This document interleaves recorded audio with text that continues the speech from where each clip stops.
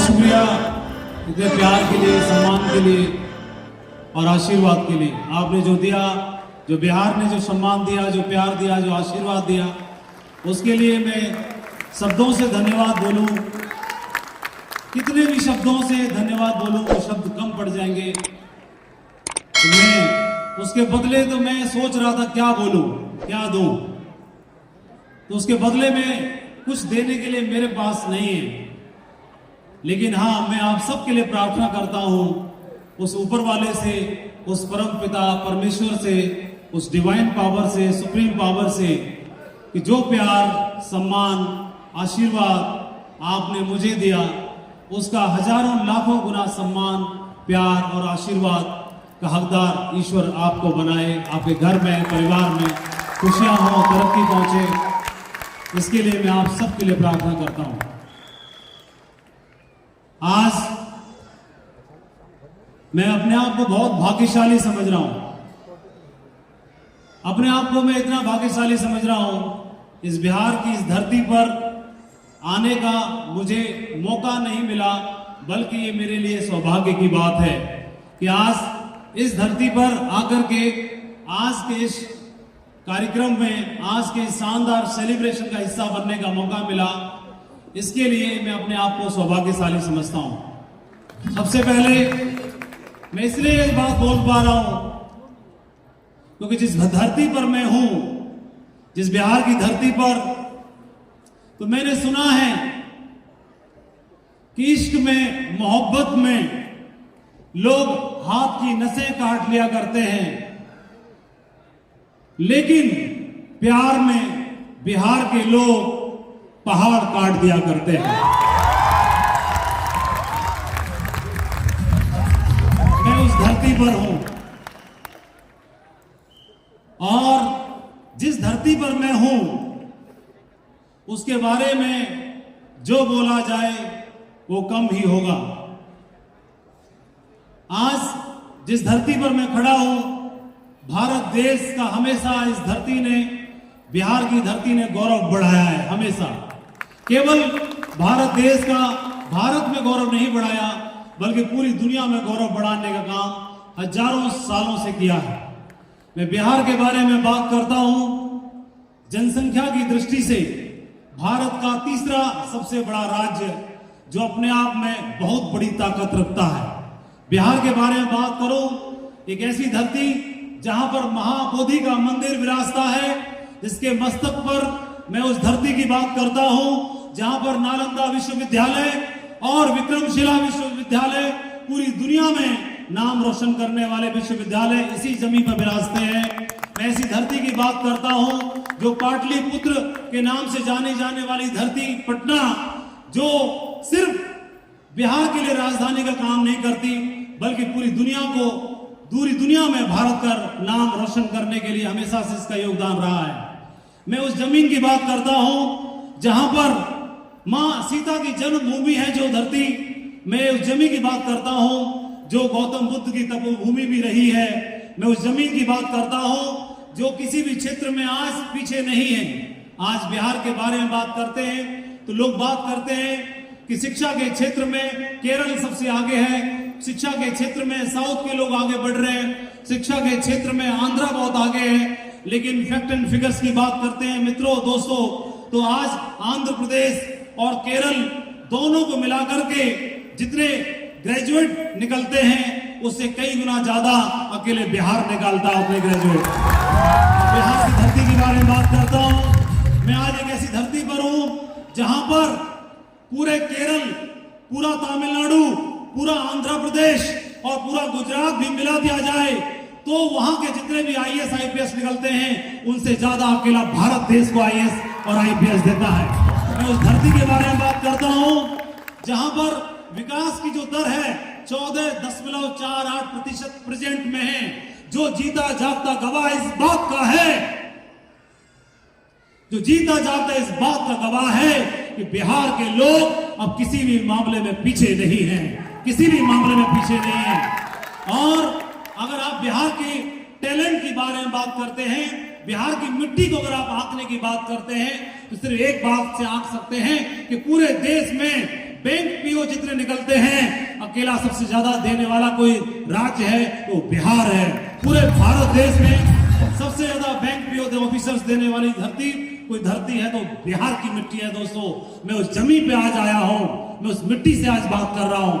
मैं आज अगर बारे में बात करेंगे इंजीनियरिंग के बारे में, आईआईटी के बारे में, तो देश में आईआईटी का योगदान एक बहुत बड़ा योगदान है देश को आज इस मुकाम पर लाने में। लेकिन उसमें भी सबसे बड़ा योगदान के बारे में बात करोगे तो आज आईआईटी देने के मामले में बिहार देश में, भारत देश में सबसे टॉप पर चल रहा है। और भारत देश में टॉप की तो बात करो, ये वो मिट्टी है जो मात्र 12 साल की उम्र में आईआईटीएन पैदा कर देती है। बिहार की मिट्टी है, इसने मात्र 12 साल की उम्र में देश को एक आईआईटीएन दे के दिखाया। मैं उस मिट्टी के बारे में बात करता हूं। लोग बात करते हैं कि बिहार में बेरोजगारी है, लोग बात करते हैं कि बिहार में शिक्षा नहीं है, लोग बात करते हैं कि बिहार में क्राइम है। लेकिन फैक्ट एंड फिगर्स की बात करिए दोस्तों, फैक्ट एंड फिगर्स की बात करोगे तो बिहार का क्राइम दिल्ली की तुलना में 10 गुना कम है। दिल्ली के क्राइम की तुलना में 10 गुना कम है। आज हम लोग संस्कारों में आगे बढ़ रहे हैं, शिक्षा में आगे बढ़ रहे हैं, रोजगार में आगे बढ़ रहे हैं, नैतिक मूल्यों में आगे बढ़ रहे हैं। मैं उस मिट्टी से बात कर रहा हूं। ये मिट्टी वीर और सपूत देने वाली, पैदा करने वाली मिट्टी से मैं बात कर रहा हूं। ये मिट्टी कोई नॉर्मल मिट्टी, साधारण मिट्टी नहीं है। मैं बिहार के बारे में बात करूं तो आज साक्षरता के मामले में, एजुकेशन के मामले में आज केरल को टक्कर देता है बिहार। आज मैं उस मिट्टी से बात कर रहा हूं। आज अगर खेती के बारे में बात करोगे तो पंजाब का नाम कभी आया करता था, लेकिन पंजाब को टक्कर देने में किसी राज्य का नाम आया तो खेती के मामले में वो बिहार का नाम है, इसने पंजाब को क्रॉस करके दिखाया। अगर बात करते हैं, लोग बोलते हैं कि हमने सुना कि भारत में किसान आत्महत्या कर लेता है, सुसाइड कर लेता है, लेकिन बिहार के किसान कभी आत्महत्या नहीं करते, कभी आत्महत्या नहीं करते। बिहार में आप किसान की बात करो जो लगातार तरक्की कर रहा है, बिहार की महिलाओं की बात करो जो ग्रेजुएशन के मामले में केरल से ज्यादा है। आज बिहार में जो ग्रेजुएट महिलाएं हैं वो केरल से ज्यादा हैं। आज जन्मभूमि, तपोभूमि ऐसी मिट्टी है जिसने देश को भारत का पहला राष्ट्रपति दिया राजेंद्र प्रसाद के रूप में। मैं उस मिट्टी से बात कर रहा हूं जिसने भारत की आजादी में सबसे बड़ी भूमिका निभाई। चाहे भारत छोड़ो आंदोलन की बात हो, चाहे चंपारण सत्याग्रह की बात हो, भारत के आंदोलन में, भारत को आजाद कराने में सबसे बड़ा योगदान किसी मिट्टी का रहा तो बिहार की मिट्टी का रहा है। मैं उस मिट्टी से बात कर रहा हूं। अगर बात करते हैं तो बौद्ध धर्म का उदय, जैन धर्म का उदय इसी मिट्टी से हुआ, इसी जमीन से हुआ, इसी जगह से हुआ। बिहार वो जगह है जहां पर सीता और राम का मिलन हुआ। बिहार वो जगह है जहां पर सीता का जन्म हुआ। बिहार वो जगह है जहां पर गंगा, बागमती, कोसी, कमला, ओडा, घाघरा, सोनपुत्र, पुनपुन, फल्गु जैसे कितनी नदियां बहती हैं जो भारत की जमीन को पवित्र करती हैं, बिहार की जमीन को पवित्र करती हैं और बिहार का नाम रोशन करती हैं। मैं बिहार के बारे में बात करें तो यहाँ पर आप देखोगे अंगिका, भोजपुरी, मगही, मैथिली जैसे कितनी भाषाओं को समागम है जो लोगों का दिल जीत लेते हैं। यहाँ की भाषा के बारे में बात करें, आप यहाँ की एक मिथिला पेंटिंग है जिसने पूरी दुनिया में नाम रोशन किया। आज भारत के बारे में तो और बात करो, भारत बिहार के सपूतों के बारे में बात करो तो टाइम मैगजीन में सुपर 30 कोचिंग चला करके बिहार के एक सपूत ने सबसे बड़े अवार्ड को अपने नाम पे हासिल करके दिखाया। ये वो मिट्टी है और इसीलिए मैं बोलना चाह रहा हूं कि यहाँ पर आकर के जब एक माँ आती है, एक दादी आती है और अपने बच्चे का, अपनी नाती का सम्मान देखती है तो सम्मान देखने के बाद वह, उसकी आत्मा इतनी भाव विभोर हो जाती है, वो इतनी भावनात्मक रूप से भर जाती है कि वो गाना गाती है, वो भजन करती है कि भगवान मेरी नैया उस पार लगा देना, अब तक तो तूने लगाई ही थी, उस पार भी लगा देना। ये वो मिट्टी है जहां पर जब क्रेडिट देना होता है, जब कुछ हो, मिट्टी में ऐसी बात है, मिट्टी में ऐसी खुशबू है जो मेहनत कश हैं, जो मेहनत से हासिल करना जानते हैं, कमाना जानते हैं और साथ ही साथ कभी ईगो और घमंड की बात नहीं करते। ये वो मैं उस मिट्टी से बात करता हूं। इस मिट्टी ने दुनिया भर के लोगों को जन्म दिया है। मैंने देखा, मैं अगर बारे में बात करूं यहाँ पर तो घुसते ही मैं हॉल में एंट्री लिया और हॉल में एंट्री लेते ही मैंने देखा कि यहाँ पर लाइन क्या लिखी हुई है। यहाँ पर वो लाइन लिखी हुई है, महात्मा गांधी जी की यहाँ पर लाइन मैंने पढ़ी। महात्मा गांधी जी का एक कोटेशन आपने बिहार के लोगों के लिए आपने पढ़ा होगा, मैंने भी पढ़ा और आपने भी पढ़ा होगा। और उसमें लिखा कि बिहारियों के जिन गुणों से मैं बहुत प्रभावित हूं वे विनम्रता, सरलता, अच्छाई और असीमित विश्वास, ये क्वालिटी मुझे दिखाई देती है बिहार के लोगों में। ये महात्मा गांधी जी की कोटेशन है, आप बाहर देख सकते हैं। वो आपके बारे में विचार रखते हैं और आपके बारे में जितना बोला जाए उतना कम है। और मैं इसीलिए मैंने बोला कि मैं आज आपके बीच में आकर के बहुत लकी फील करता हूं। बिहार ने, आप जब किसी भी मामले में पीछे नहीं है तो मैं आपसे जानना चाहता हूं, क्या सेफ शॉप में बिहार पीछे रह सकता है क्या? डायमंड देने के मामले में पीछे रह सकता है क्या? कैसे रह सकता है? इसका जीता जागता सबूत आपके सामने है। सबसे पहले मैं आज अभिषेक कुमार और उनके परिवार को बहुत बहुत शुभकामनाएं देना चाहता हूं, जिन्होंने डायमंड क्लब में आकर के डायमंड क्लब की शोभा बढ़ाई और आज अपने परिवार के लिए गौरव बने। मैं आनंद कुमार जी और उनके परिवार को शुभकामनाएं देना चाहता हूं कि आज उनके परिवार को जो सम्मान मिला, जो गौरव हासिल किया, उस डायमंड क्लब को क्वालिफाई करने के लिए उन दोनों नए नवेले डायमंड्स को आज बहुत बहुत शुभकामनाएं देना चाहता हूं, जिन्होंने इस क्लब की शोभा बढ़ाई। सेफ शॉप के डायमंड क्लब में आकर के उन्होंने न बल्कि अपने परिवार का, अपने घर का, अपने अपलायन का, अपने पड़ोसियों का, अपने साथियों का सम्मान बढ़ाया, बल्कि उन्होंने सेफ शॉप का भी सर फक्र से ऊंचा किया और इस क्लब में आकर के उन्होंने इस क्लब को क्वालिफाई किया। बहुत बहुत बधाई आनंद कुमार जी, अभिषेक जी और उनके पूरे परिवार को मेरी ओर से, पूरे सेफ शॉप परिवार की ओर से, पूरे रॉयल ड्रीमर्स टीम की ओर से, सक्सेस सपोर्ट सिस्टम की ओर से बहुत बहुत शुभकामनाएं, बहुत बहुत बधाई आपको। और मेरी आंखों ने आज केवल आनंद कुमार और अभिषेक कुमार 2 डायमंड्स नहीं देखे, मेरी आंखों ने आज इस हॉल में 5000 डायमंड्स देखे हैं। और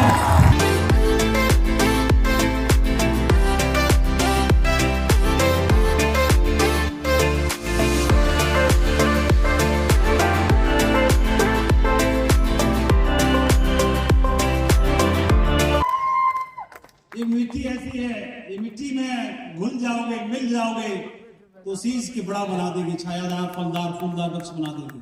रोकने की जरूरत नहीं है। अगर दिल झूमने के लिए बोले तो झूम लेना, दिल नाचने के लिए बोले तो नाच लेना, दिल कुछ करने के लिए बोले तो कर लेना, क्योंकि ये लम्हे, ये जीवन और जिंदगी बार बार नहीं आती।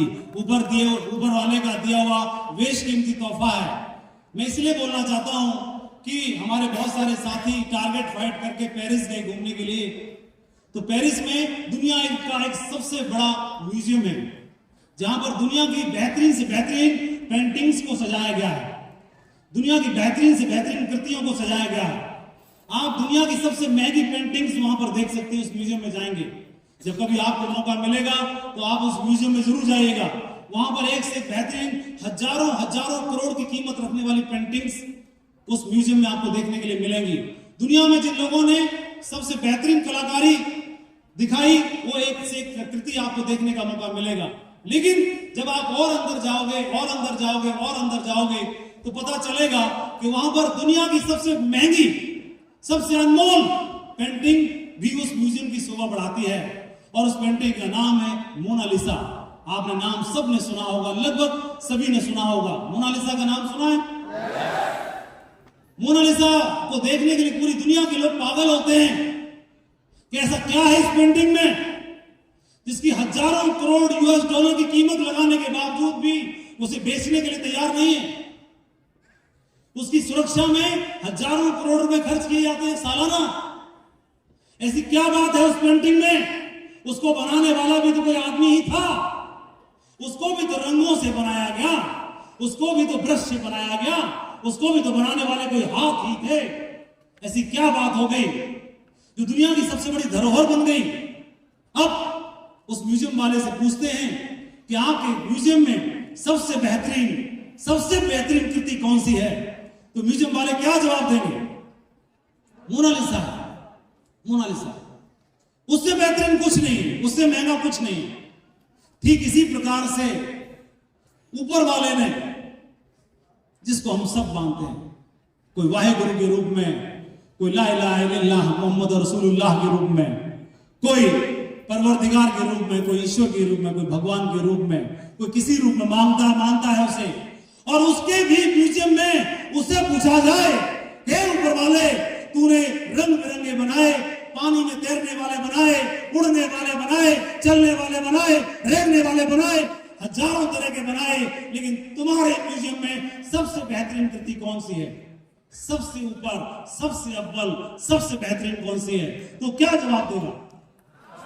हाँ? क्या जवाब देगा? इंसान। आप जो बैठे हो सब लोग, आप खुद, इससे बड़ा तोहफा क्या हो सकता है? मैं यही तो बोलना चाहता हूं, जो ऊपर वाले के खजाने में कोहिनूर हीरे से भी ऊपर, इससे बड़ा ऊपर वाले के खजाने में कुछ है ही नहीं। जो ऊपर वाले के पास सबसे बेहतरीन है, वही दे दिया आपको, वही बना के आपको भेज दिया। इससे बेहतरीन क्या हो सकता है? और लेकिन उसकी शोभा कहां जमती है, बढ़ती है? ऊपर वाले ने हमें वह बना के भेजा, उससे बेहतरीन, उससे उत्कृष्ट कुछ भी नहीं है इस जहां में, संसार में, इस ब्रह्मांड में। और हम अपने आप को मानते हैं गरीब, कमजोर, लाचार। कैसे मान सकते हैं जब ऊपर वाले के खजाने में इससे बेहतरीन तो कुछ भी नहीं है, वही बना के उसने हमको भेज दिया। अब बारी है, जब भेज दिया तो कोई तो मकसद होगा। बारी है कि जिस मकसद से उसने भेजा, जिस लिए भेजा, उसको साकार किया जाए। उसने भेज दिया, और भेजने के बाद जिस घर में, परिवार में जन्म लिया, तो जन्म लेने के बाद बच्चा बोलता है, मम्मी पापा चाहते हैं कि डॉक्टर बने, इंजीनियर बने, सरकारी नौकरी में जाए, नाम रोशन करे, बिजनेसमैन बने, खेती संभाले, घर संभाले, व्यापार संभाले। बच्चा बोलता है मेरी जिंदगी में अपने हिसाब से जीऊंगा। घर का चिराग बोलता है कि मेरी जिंदगी और मैं अपने हिसाब से जीऊंगा। तो आप देखो कि बच्चे की जिंदगी अपने कहां से हो गई। उसको जन्म देने में उसका क्या रोल है, क्या योगदान है?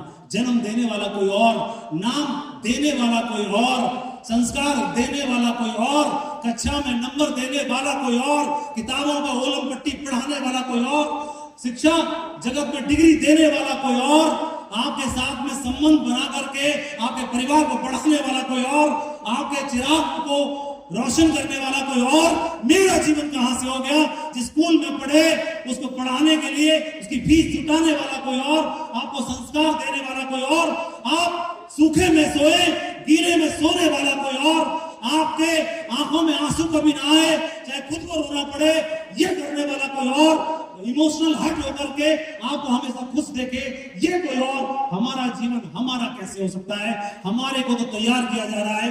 कुम्हार के चाक पे कोई मिट्टी लाता है कहीं से भी, तो मिट्टी को ला करके जब मिट्टी को तैयार करता है और कुम्हार के चाक पर रखता है, कुम्हार घुमाता है, बर्तन तैयार करता है, तो बर्तन कैसे कह सकता है कि मेरी जिंदगी है, मैं अपने हिसाब से जीऊंगा? उसकी जिंदगी पर बर्तन नहीं है, उसकी जिंदगी पर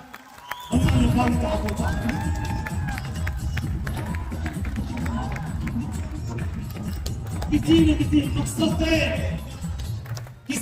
मकसद से तैयार किया गया है हमको। आपके घर में, आपके परिवार में, आपको और हमको किसी ने तैयार किया है।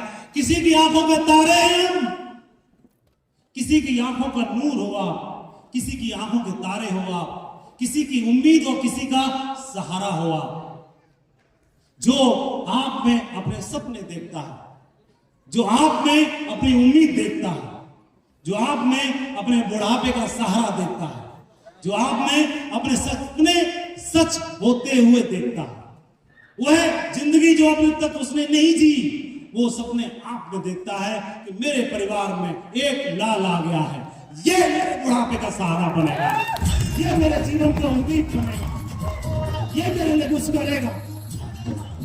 और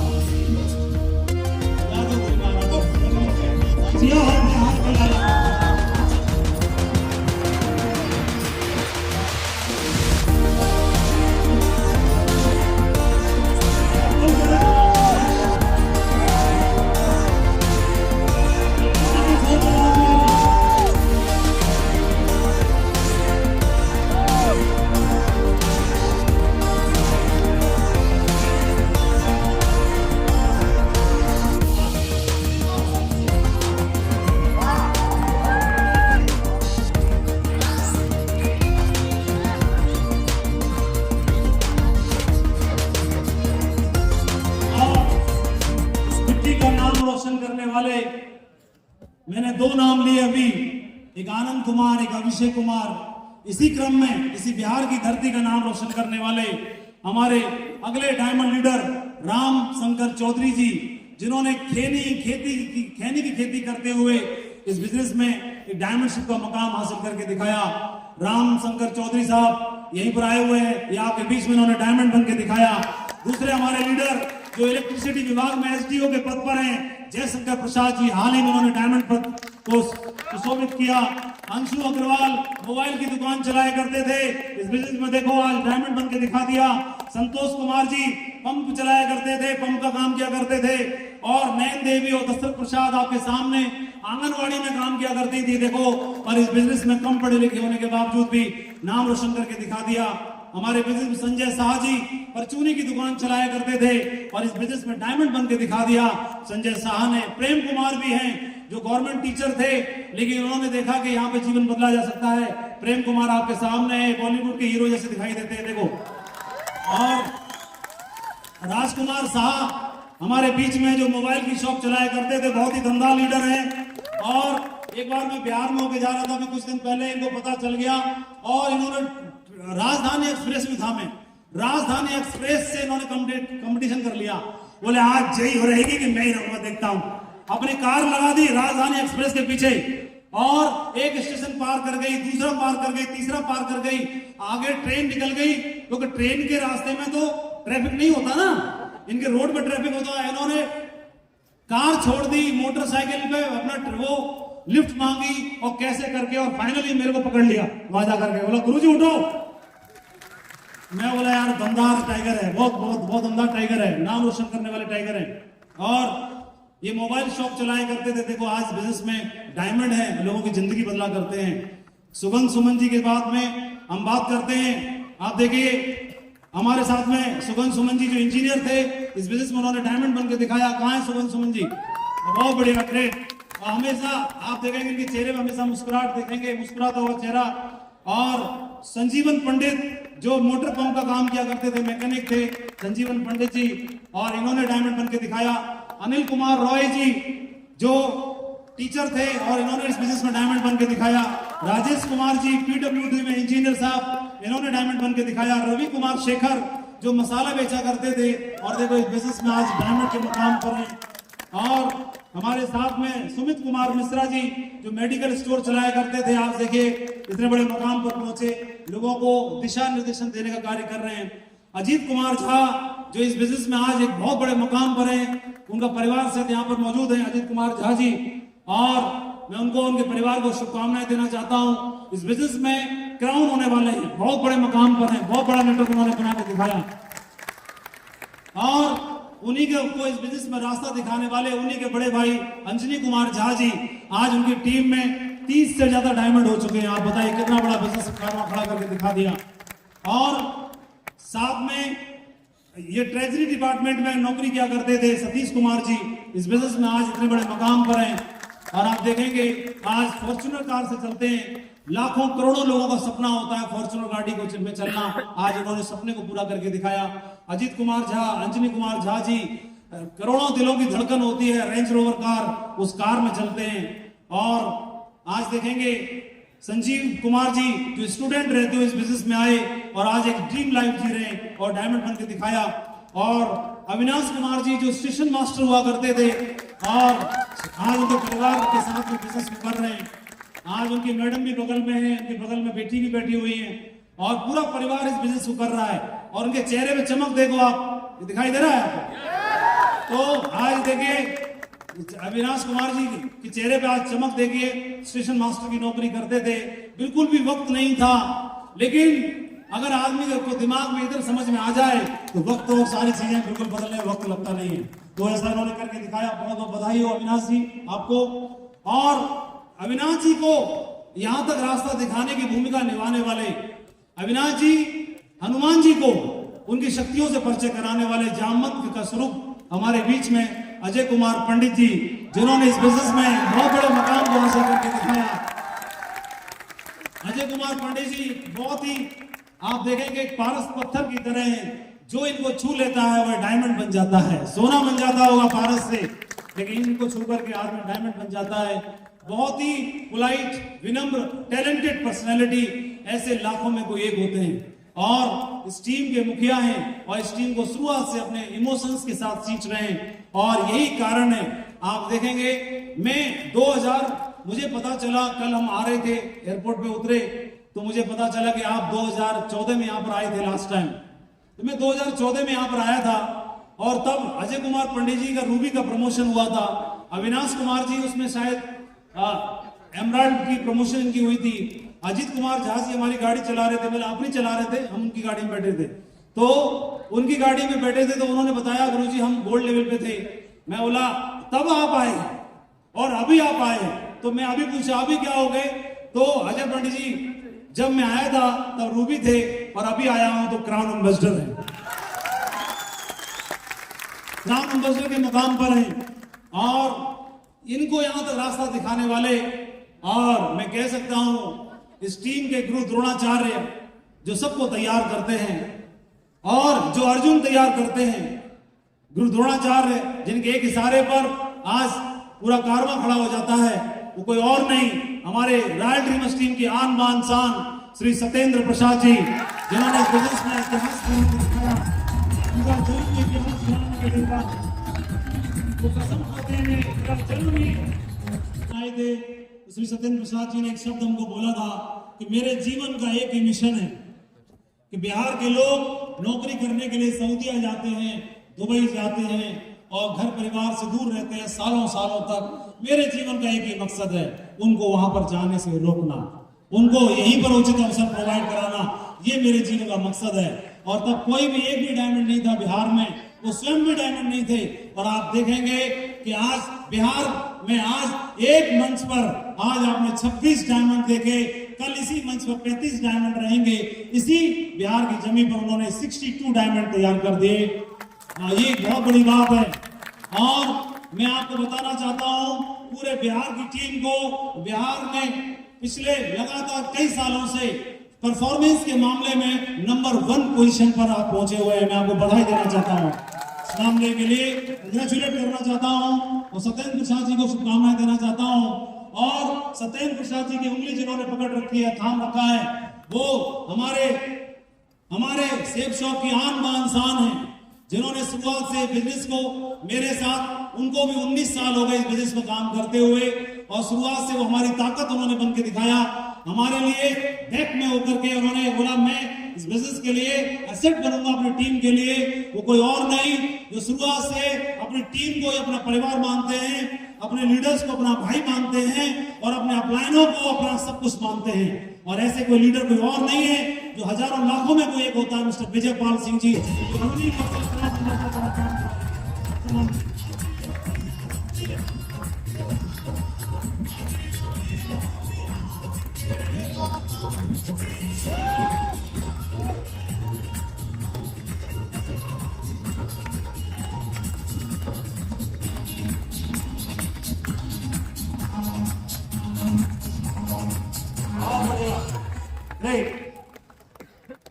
बहुत बढ़िया, प्राउड ऑफ यू। आपको देख करके बहुत खुशी हो रही है।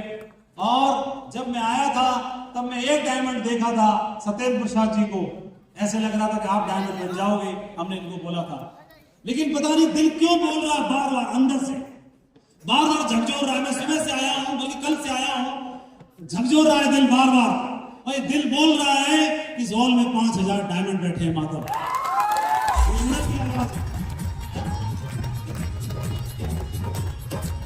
और मेरा आपसे सवाल है, ऐसी जमीन जो बंजर हो या उपजाऊ हो,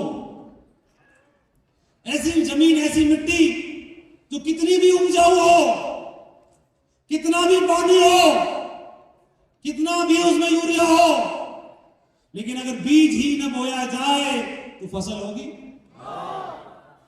और ऐसी जमीन जो बंजर है लेकिन उसको तैयार किया जाए मेहनत से, पसीने से, इमोशन से, उसको तैयार किया जाए मिट्टी को, उस जमीन को, और उसमें बीज बोए जाए और उसकी देखभाल की जाए, तो वहां पर फलदार फूलदार छायादार वृक्ष तैयार होंगे कि नहीं होंगे? होंगे कि नहीं होंगे? और आज ये 5,000 आज इस मिट्टी में जमीन में 5,000 बीज बोए गए हैं आज, जो 3 से 4 साल के अंदर तैयार होकर के एक फलदार फूलदार और छायादार वृक्ष बन के इस मिट्टी का नाम रोशन करके दिखाएंगे। ऐसा मेरा मानना है। क्या मैं सही बोल रहा हूं?